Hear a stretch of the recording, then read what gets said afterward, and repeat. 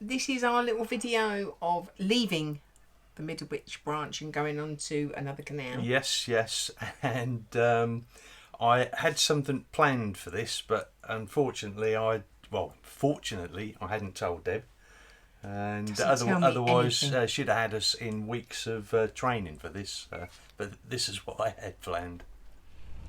What we're doing today, Deborah?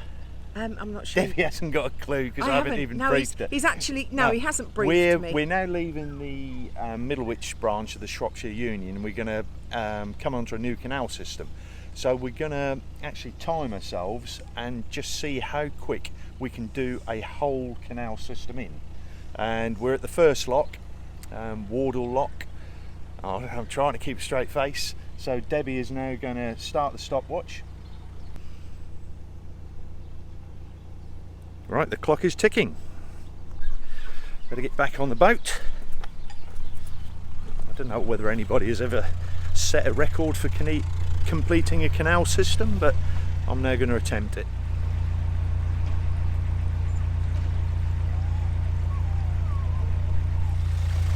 That's one paddle lifted. Deb now doing the next paddle.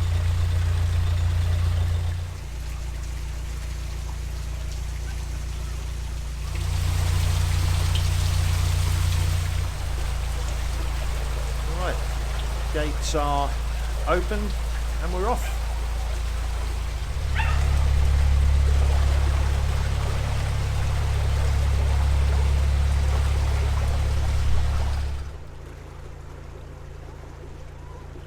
Get our nose out here, roundabout. Now we've crossed the finish line. And that is it. A whole canal network completed. What's the time on the stopwatch, Deborah? 4 minutes and 17 seconds.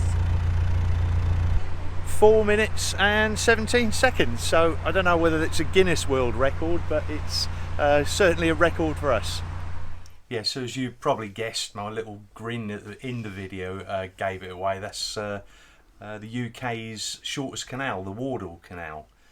It was built in 1829 and it's 157 feet long, which is 47 metres. And it has one lock, and it was the Trent Mersey Navigation Authority who built that, basically so that they could keep control over the junction where the Middlewich branch of the Shropshire Union joined that.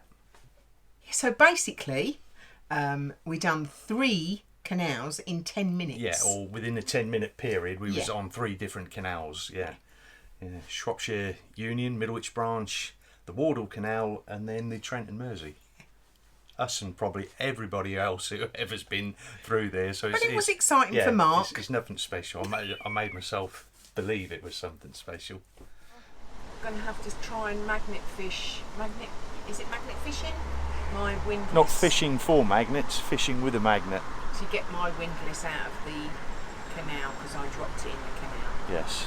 First time in nearly 2 years. Yeah, we haven't lost a windlass. I think we've left one mooring pin behind at a mooring, but never lost a windlass. So. No, hopefully Mark will be able to salvage it. It's good like that. Yeah, the lock I kicked in many months ago, I managed to get back out, so that should all be okay. Fingers crossed. Here's the proof of our record-breaking attempt. 4 minutes, 17 seconds, 0.4. Do you think we'll be able to knock a couple of tenths of a second off on the return trip? We might be able to. I think because I was holding my phone as well. Yeah, and I think maybe if we wear lycra, we should cut through the canal a little bit quicker. Yeah, personally, I think I'd look rather dashing in a pair of lycra cycling shorts, but Deb won't let me become a mammal, so baggy shorts it is for me. It's a bit noisy. Yeah, here's the magnet I've got. You get various different strengths. This one has a 60 kilogram pull. Obviously you'd need good contact with whatever, and just tie me a bit of rope on there, dangle it in, and hope for the best. Right, so now for a bit of dangling.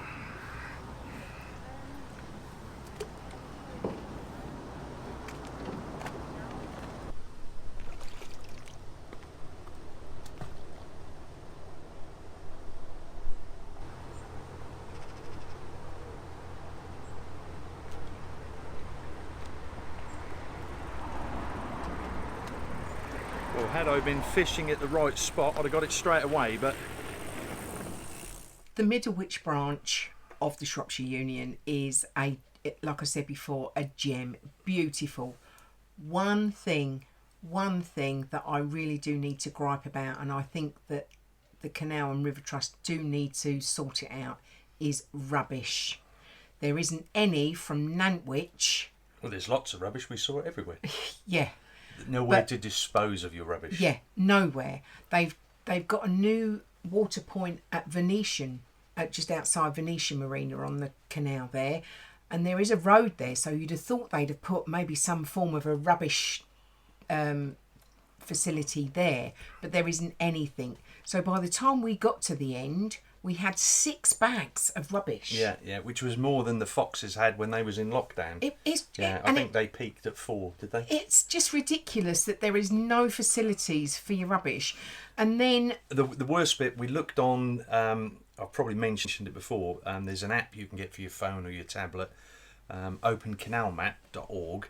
It shows just past bridge, or just near bridge 172, a CRT water point and refuge disposal. The water point is there, but the refuge disposal is gone. Big signs there, no fly tipping. There's actually near bridge 173. There's a council run recycle centre where you'd normally take all your household rubbish, and there are some bollards literally just outside of that, so you can take your stuff there. And again, because it's a recycle centre, you segregate all your non-recycled from your recyclables, and luckily I was able to get rid of my old engine oil. That was a plus. I've been carrying that around for the last couple of months, but check with the guy, and they've got the big container there, so you just pour your old engine oil into that. And it is good, but it doesn't say anywhere that's there. Yeah. And it also says in the Nicholson guide that there's rubbish. Yeah. So and again, as we've found out many times before, these guides, we've rung marinas and that no longer exist or have changed hands and numbers. So the CRT need to get onto it. Rubbish disposal on the Middlewich branch would be absolutely a plus. So we are now officially cruising on the Trent Mersey Canal.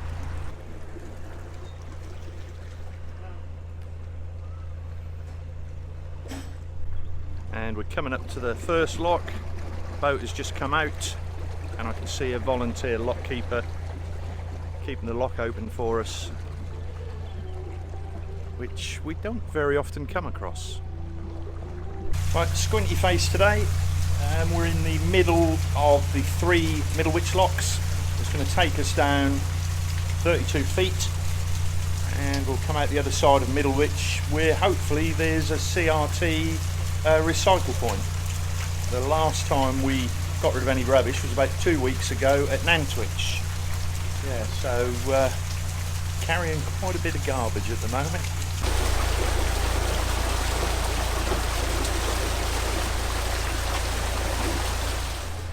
And now going into the last of the locks. Lockies on each lock, making it easier. One boat coming out, the other one going in. Yeah, so we heard, or was told about some really lovely moorings a few miles just outside. I suppose we shouldn't really advertise these, make them too popular. So when we I think people should go. They are beautiful moorings, and we were told about them, so we thought, well, we'll make our way to there. Then whenever we do this, your stress levels go up. Because you're planning to get to these moorings, you know there's going to be limited mooring spaces, and you just. I used to get like that in the caravan. Oh, it used to be a nightmare in the caravan. Yeah, we'd have a 7-hour journey from Norfolk to Cornwall, and you can imagine peak seasons and bank holiday weekends how many other caravans you see in front of you, and I'm like, we might as well go home. Yeah, they're going to get the best pitch.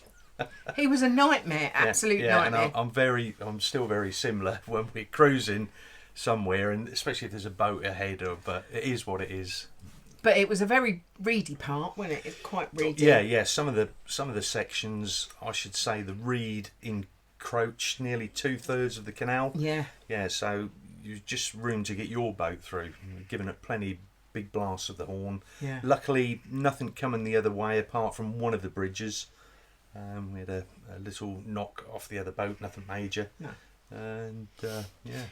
And then we got to the moorings and they were full. Yeah. So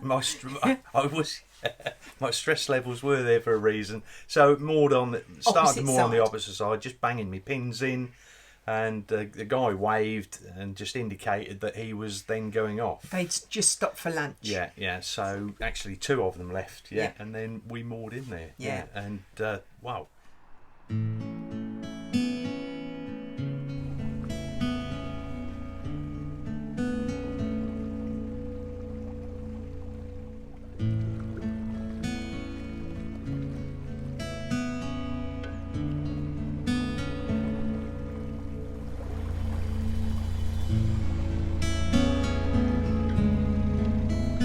A little bit reedy, a blast of the horn round the bend, no horn back, so assuming it's clear. Famous last words.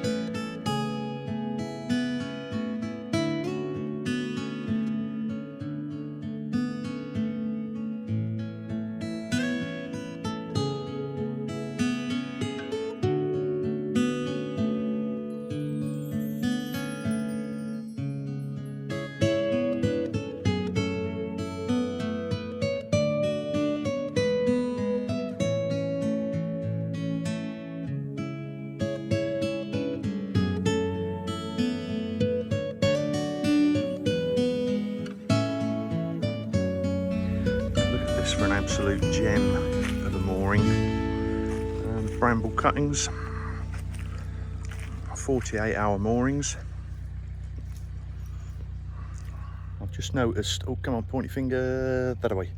Just noticed something very good on the signage there, because these are very limited moorings.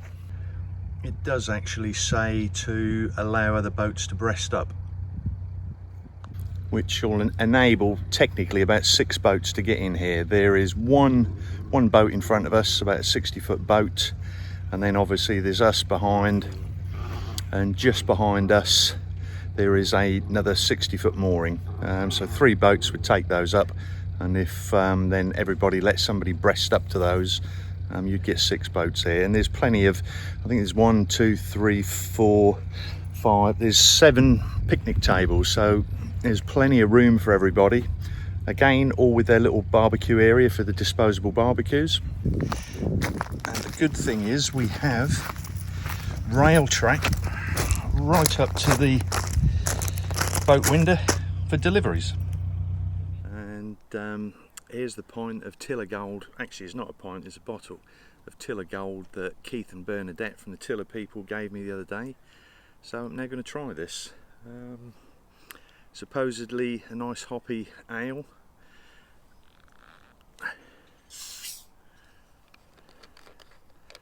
Nice hiss. Now this has been kept still for a week in the fridge, other than the normal movement with the boat.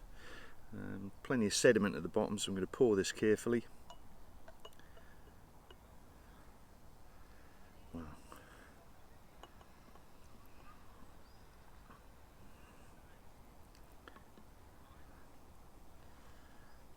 That looks beautiful.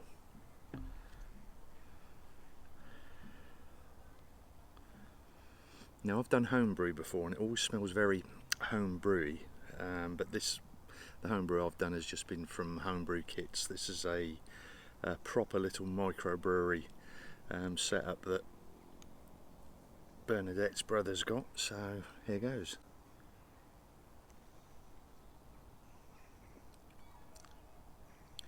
Oh, that is, I can't say right nice pint because it ain't a pint, but that is nice.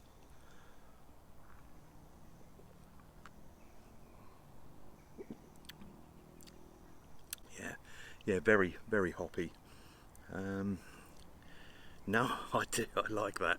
I'm just hope I bump into Keith and Bernadette again. Cheers, guys. Now, before I drink it all, I suppose the least I can do is give Deb a little try. So, pass the glass over to Deborah. So, let's get her verdict.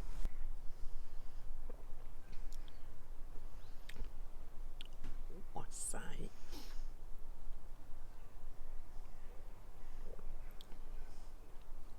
Very nice. Yeah, so as you can see, those moorings were absolutely beautiful. The best moorings on the Trent and Mersey that we've had. Yeah. The only moorings. We've only been on a day. Yeah. So if the rest of the moorings are like this, then I'll be a happy because bunny. they're offside. And they're offside, so they're not on the towpath. You don't have that foot traffic. You only have what boats are actually moored there. And your stress levels go down instantly. It's almost like it's a holiday pitch. Yeah. I mean, as you know, our dogs are a little bit on the highly strung, especially Bonnie. But when she's on moorings like that, she is totally a different dog. Turns back into a relaxed, playful, happy, playful, lovely Bonnie. It is wonderful when she's like that. It's beautiful. And that then reflects on us. Yeah, it does. They're like your kids. Yeah. Yeah. I mean, if you've got dogs, you'll know what we're on about. Yeah. I met an old man. I said, tell me your story.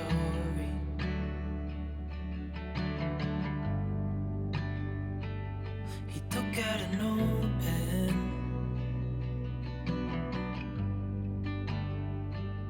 and wrote something for me.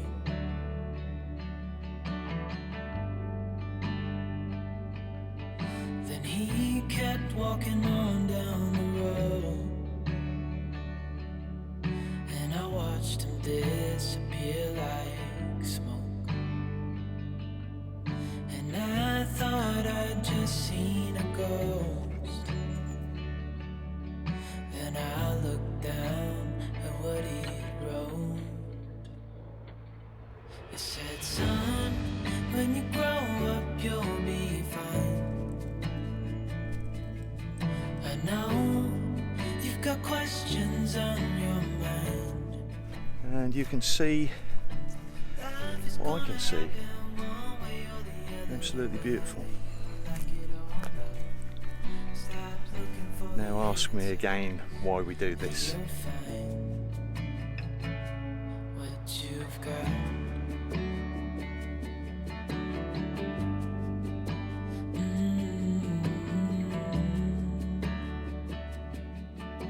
Yeah, so as you just saw from that, Bonnie's a totally different dog. Totally chilled out. Yeah, really, really nice to see. Alfie's still the same. He just goes around sniffing. He doesn't want to play. He just want to sniff. Constantly on the hunt. Sniff and pee. On the hunt for food. Yeah, sniff and pee. Yeah, that's all Alfie wants to do. Yeah. I think that's about it. Just one thing I want to ask, if I could. We can go into all the statistics on our channel, and at the moment, out of all of our views, we're about 50% between subscribed and non-subscribed. Deb hasn't got a clue because Deb doesn't go into that side of it. And we also get statistics that come up to show what people watch on.